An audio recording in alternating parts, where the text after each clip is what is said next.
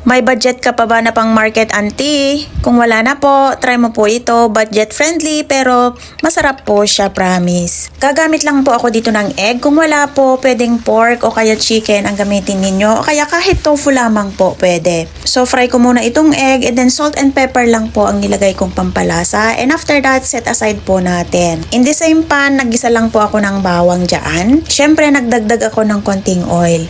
Pagkagisa ko ng bawang, nilagay ko na po yung ating carrots, pandagdag kulay lamang po. Sakaling wala kayo, pwede yung mga bell pepper, ganon. O kaya kung meron kayo yung gauchay or yung green chives, pwede po yun. Nung okay na, nilagay ko na po yung ating bean sprout or yung toge. At dahil medyo dry po siya, naglagay po ako ng konting tubig. And then ang pampalasa ko lang po dito ay light soy sauce at saka yung oyster sauce. Wala na pong iba.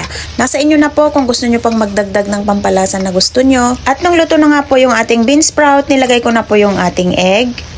Konting halo na lang po yan. At para naman may green tayo, naglagay ako ng spring onion and then sesame oil para mas mabango po siya. So may isang side dish na naman po tayo. Medyo napadami kasi ako ng bili kahapon, kaya ito na po siya. Done and serve. Follow for more.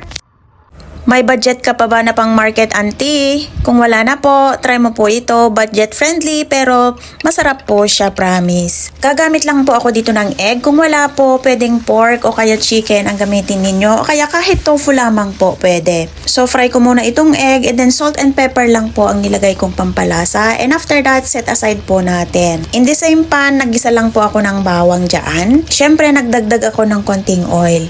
Pagkagisa ko ng bawang, nilagay ko na po yung ating carrots, pandagdag kulay lamang po. Sakaling wala kayo, pwede yung mga bell pepper, ganon. O kaya kung meron kayo yung gauchay or yung green chives, pwede po yun. Nung okay na, nilagay ko na po yung ating bean sprout or yung toge. At dahil medyo dry po siya, naglagay po ako ng konting tubig.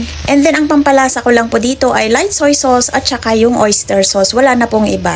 Nasa inyo na po kung gusto nyo pang magdagdag ng pampalasa na gusto nyo. At nung luto na nga po yung ating bean sprout, nilagay ko na po yung ating egg.